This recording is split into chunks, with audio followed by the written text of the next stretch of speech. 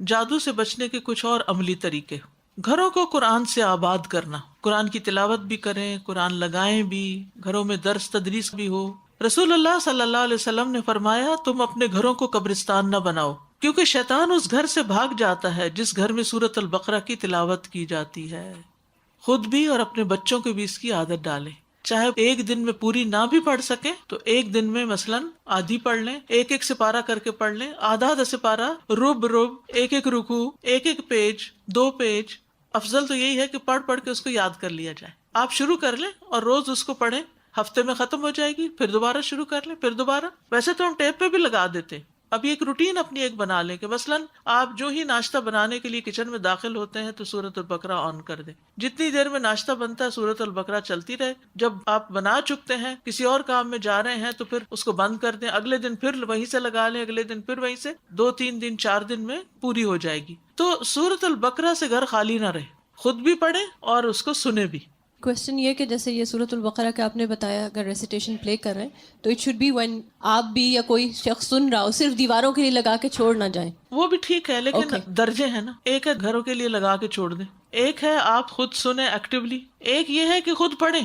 کیونکہ یہاں نبی صلی اللہ علیہ وسلم نے کیا فرمایا؟ تم گھروں کو قبرستان نہ بناؤ، کیونکہ شیطان اس گھر سے بھاگ جاتا ہے جس گھر میں سورۃ البقرہ پڑھی جاتی ہے. تقرأ فیہ سورۃ البقرہ. تو آپ بھی پڑھیں نا، خود بھی پڑھیں، باتیں نہ کریں اس کے دوران بس.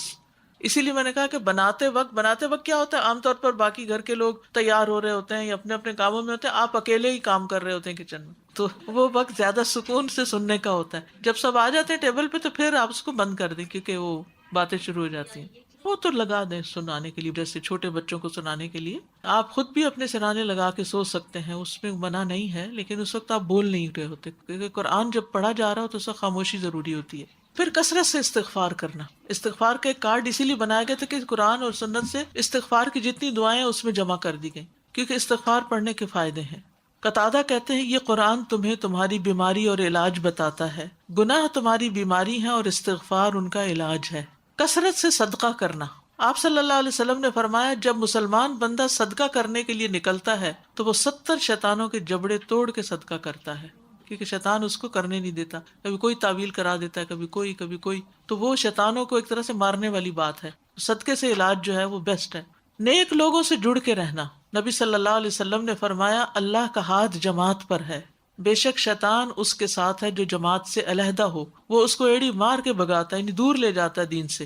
تو اسی لیے آپ دیکھیں کہ جب مسلمان ایسے ایسے علاقوں میں گھر لے لیتے ہیں جہاں کوئی دوسرا گھر ہی نہیں مسلمانوں کا، کہیں مسجد ہی نہیں، نہ جمعہ نہ کوئی اور نمازوں کا اہتمام، تو آپ دیکھیے کہ پھر شیطانوں نے تو بسیرا کرنا ہے نا، کہ جب آپ بیسک فرائض سے ہی غافل ہو گئے، مسجد سے ہی دور ہو گئے. مسجد میں جو آتا ہے اس کے اندر کچھ تو خیر ہوتی ہے نا، کہ نماز پڑھنے کے لیے وہاں تک پہنچا ہے اپنا کام کاج چھوڑ کے گاڑی لے کے. تو اس لیے ایسے لوگوں کے ساتھ میل ملاقات رکھنا، ان کے ساتھ بیٹھ کے اکٹھی عبادت یا اکٹھی تعلیم حاصل کرنا، یہ بھی شیطانوں کو دور کرتا ہے.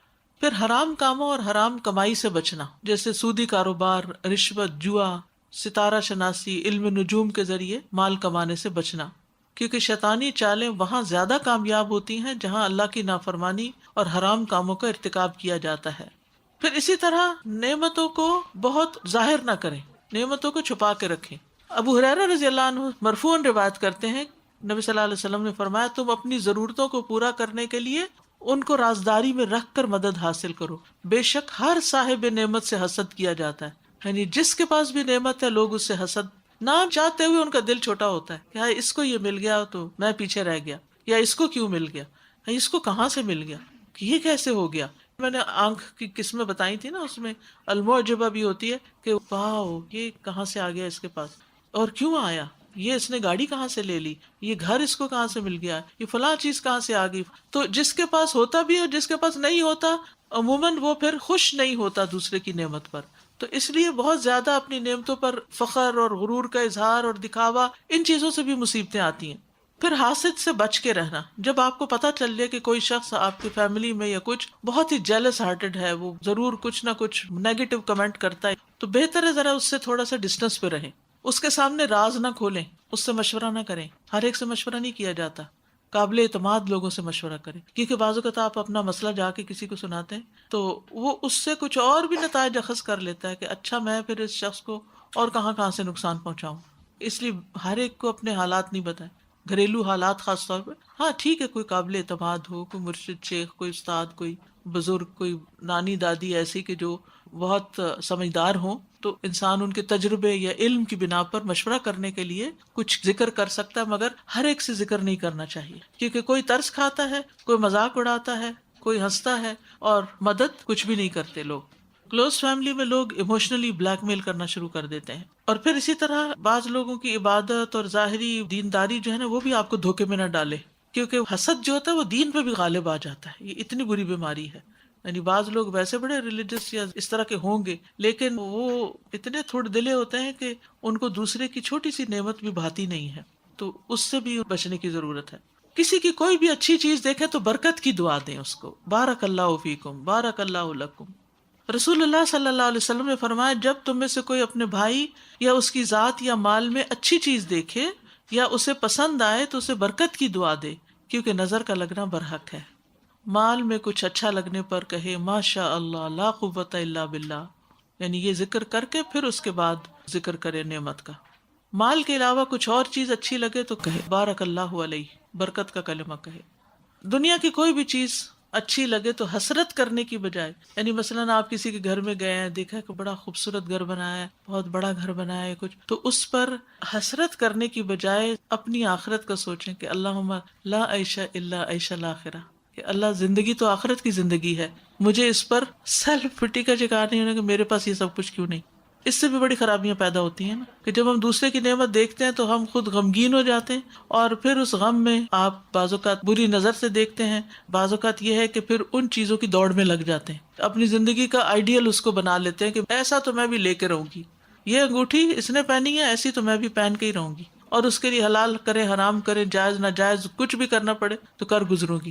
یعنی اپنی نمازیں چھوڑ رہے ہیں اور دین کے فرائض چھوڑ رہے ہیں، صرف اسے ایک خواہش کو پورا کرنے کے لیے مال اکٹھا کر رہے ہیں. چھوٹی چھوٹی چیزیں ہوتی ہیں. بعض اوقات کسی کا کوئی کپڑا اچھا لگے، کسی نے کوئی شادی خاص انداز میں کی، اسٹیج بنائے. بعض اوقات مجھے سمجھ نہیں آتی کہ لوگ خالی اسٹیج کی تصویریں کیوں لے رہے ہوتے ہیں نا. پھر وہ مجھے سمجھ آیا کہ یہ دراصل آئیڈیاز اکٹھے کیے جا رہے ہیں نا، کہ اچھا ہمارے بچے کی شادی ہوگی تو ہم بھی اسی طرح کی فلاور ڈیکوریشن کریں گے. یعنی چھوٹی چھوٹی چیزوں میں لوگ کمپیٹ کر رہے ہوتے ہیں، خوش کم ہوتے ہیں اور مقابلہ زیادہ کر رہے ہوتے ہیں. حسرت کرنے کی بجائے آپ وہ دعا اپنے لیے کر لیں کہ اللہ تعالیٰ اللہم انی اسألک من فضلک العظیم. حضرت مریم کے پاس بے موسمی پھل ہوتے تھے تو حضرت زکریا نے دیکھ کر اپنے لیے دعا کی، بجائے اس کے کہ حسد کرتے، جیلسی کرتے، کچھ بھی. ہنالک دعا زکریا ربہ، اسی جگہ انہوں نے اپنے رب سے دعا کی کہ اللہ مجھے بھی عطا کر دے.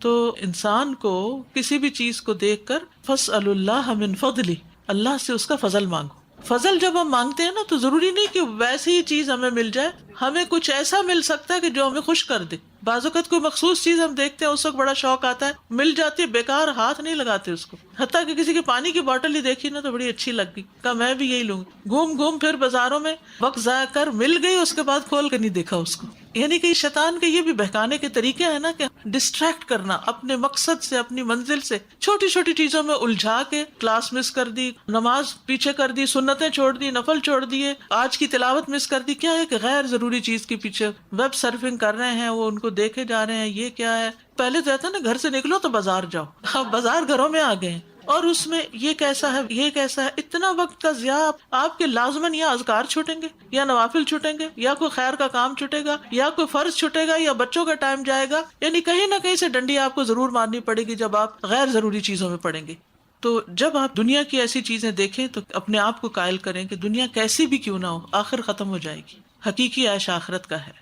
میرے ایک دو سوال ہیں. جی. ایک تو یہ ہے کہ ہمارے معاشرے میں 3 طرح کے عمل ہیں. ایک تو وہ جو بالکل غلط ہے، کالا جادو ہے، اور ایک وہ جو ہیں بالکل کتاب و سنت جو بڑے اسٹریٹ سے ان کے وہ آپ کو اذکار دیں گے. ایک جو درمیان کی کیٹیگری ہے وہ آپ کو دیتے تو قرآن و حدیث سے دیکھ کے وہ قرآن کی آیات دے دیں گے وہ، لیکن اس میں کچھ بیچ میں تعویذ ہوں گے، کچھ پینے کے لیے ہوگا. تو اگر تعویذ وہ ہے کہ جس میں کوئی لکیریں شکیریں نہیں ڈالی ہوئی، واضح عبارت قرآن کی لکھی ہوئی تو کوئی حرج نہیں. اور اگر اللہ کے کچھ نام یا کچھ ایسا اللہ لکھا کے ہے، نام بھی ٹھیک ہے، لیکن اگر انہوں نے ہندسے لکھے ہوئے، نمبرز لکھے ہوئے، یا یہ کہ کوئی ذائچے وغیرہ بنائے ہوئے تو وہ نہیں. اور اس کے علاوہ اگر وہ کوئی ایسا منتر پڑھ رہے ہیں جو آپ کو پنسورہ یا مجموعہ وظائف میں لکھا ہوا ملتا ہے تو کیا وہ اگر اس کے الفاظ درست ہیں تو کوئی حرج نہیں. اور اس کا ترجمہ دیکھا جائے. ترجمہ دیکھا جائے گا کہ اس کی کا مطلب کیا لکھا ہوا ہے اس کا. اور دوسرا یہ ہے کہ آپ نظر کا دم کر رہے ہیں یا کوئی مسئلہ ہو رہا ہے، رقیہ کر رہے ہیں، سب کر رہے ہیں، اثر نہیں ہو رہا ہے، تھک گئے، تو پھر آپ کسی کو کہتے ہیں کہ کسی عامل کی طرف یا روحانی جو آپ کو لگ رہا ہے کہ وہ ٹھیک ہے اور آپ کو یقین ہے کہ وہ کریں گے تو ٹھیک ہو جائے گا، تو یہ سوچ غلط تو نہیں ہے؟ نہیں، غلط نہیں. جیسے میں نے کہا نا کہ بعض لوگوں کی تاثیر، جیسے عام باتوں میں، رقیہ کو چھوڑیں، عام باتوں میں بھی تاثیر کچھ لوگوں کی زیادہ ہوتی ہے بات کرنے کی.